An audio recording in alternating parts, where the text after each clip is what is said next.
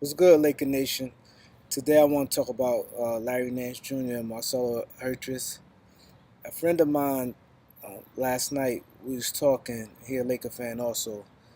He was saying that the Lakers should trade Julius Randle and package him to try to get a center if they miss out on Hassan Whiteside. Said the Lakers do not need Julius Randle because to have Larry Nance Jr. and he feel that Larry Nance Jr. is better and he think Larry Nance Jr. is a starter, which I think he's crazy. I'm gonna break down Larry Nance Jr. game real quick, and I feel he a little bit overrated because I see a lot of guys get upset when either reporters or other blogs mention Jordan Clarkson, D'Angelo Russell, and they say Julius Randle as the Lakers core. And every now and then, sometimes some people throw in Larry Nance Jr. or whatever, but he's not a starter. He's not. He's a role player. He's okay.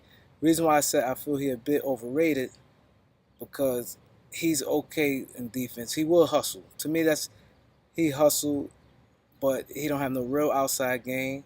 He's not aggressive offensively. He cannot create his own shot. Rebounding, he's solid. He's nothing special on the boards.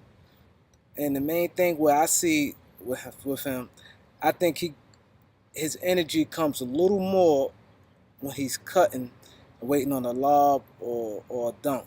If you take out like dunks from his game, it's really nothing really special. And a lot of people, as far as his highlights, I think that gets a little pushed to the side, like, he this next thing, and I really don't see it.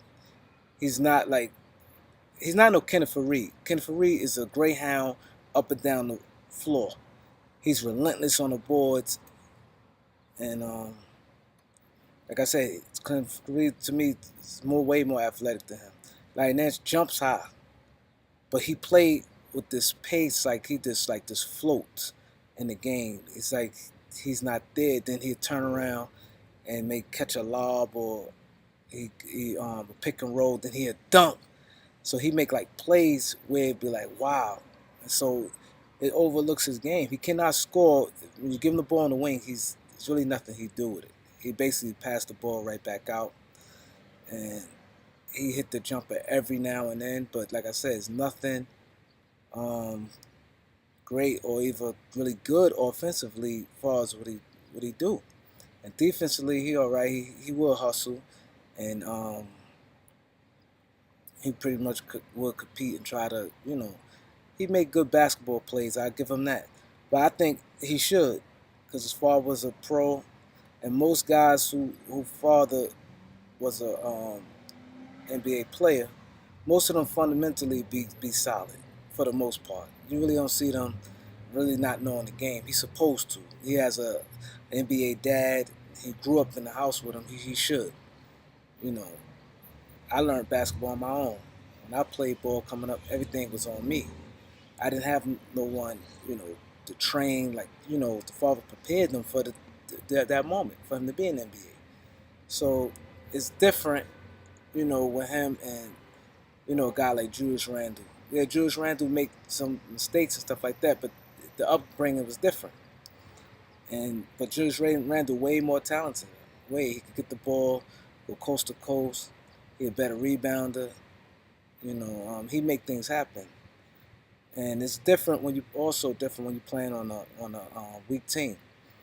So if this was the playoffs, if the Lakers in the playoff, a lot of Larry Nance game, he wouldn't really be get off because in the playoffs they lock in on each player. Starting five guys off the bench, they break down they weakness and go off their strength. So they know he like lobs, so they have a man there. The plays be basically broken down, and it's really much harder to get a basket in the playoffs than in a regular season, especially if you're a losing team, because guys do not get up for losing teams, and you're able to float around and do certain things. Not saying I'm not knocking him. He's a solid player. I think he's more of a 18 minutes a game guy, and that's what he is. But a lot of guys get upset. Like What about Larry Nance Jr. when they say Randall, Russell, and Clarkson, and then they talk about the number 2 pick? He's a role player, and they talk about them guys because they starters, and them guys can possibly be all stars, So that's why they don't mention them. So I really want you guys to comment on that as far as Larry Nance. I want your guys' feedback, what you guys think. You know, like I said, I think he's a little overrated as far as this Laker. What I see, people just make a little too much big deal. He's solid, but he's a role player. He's not a guy like you feel like, oh, I can't put him inside it. I can't throw him in a trade. Like, if we want to get rid of Lou Williams and we need to sweeten it with someone, he got to go. He's not untouchable. Like, he's expendable. Out of all of the young guys, he had to go. He the first name you want to throw in if you had to, package him in a deal. Now I want to talk about Marcelo. Another guy's like, oh, he should be D'Angelo Russell backup. No. He's as a third string point guard, okay, cool, but not no backup. Look what he did in the beginning of the season. He couldn't get off at all because the beginning of the season, no one know. Everybody's record is basically the same. You don't have too much of a distance on nobody, so teams play harder and they really go at you. At the end of the season, Lakers, when he started coming off, the Lakers was way out of playoff contention. So he was able to do some things, but his game, like I said, he's not fast. He can't really get by defenders. He cannot shoot out from the outside, do that little float off the one leg, which would be stopped if some real defense on him and some real money time parts of the game. And he's a good passer. That's what he is. He's a good passer. Like I said, he's third string. So as a minimum, Lakers want to sign him for $1 million and bring him back as a third string. It's good, but not as no backup for Russell. Russell needs more of a backup who's going to produce. You always have to have a good backup as far as injuries or, anything. He's not that guy to me. He, like I say, he's a good passer, and that's about it. He can't shoot. He can't defend. We already seen that with Brandon Knight did to him and many other players to get by him. He's not athletic. It's really not much. He's very limited as a player. As a third point guard, okay, cool, but now it's no backup. It's a lot of people who Lakers should sign him as a backup. Lakers shouldn't even waste their time, to be honest. It's up to me. It's time for Lakers to get some real players. They got 60 plus million in cap space, the number 2 pick. Start getting some real players. Do not overpay for none of them guys. Just get some real players and let's go. Start making improvement. Like, been like 3 years now for this rebuild, and we cannot afford to keep getting these guys who really not that good as far as stopgaps and they playing minutes they shouldn't be getting.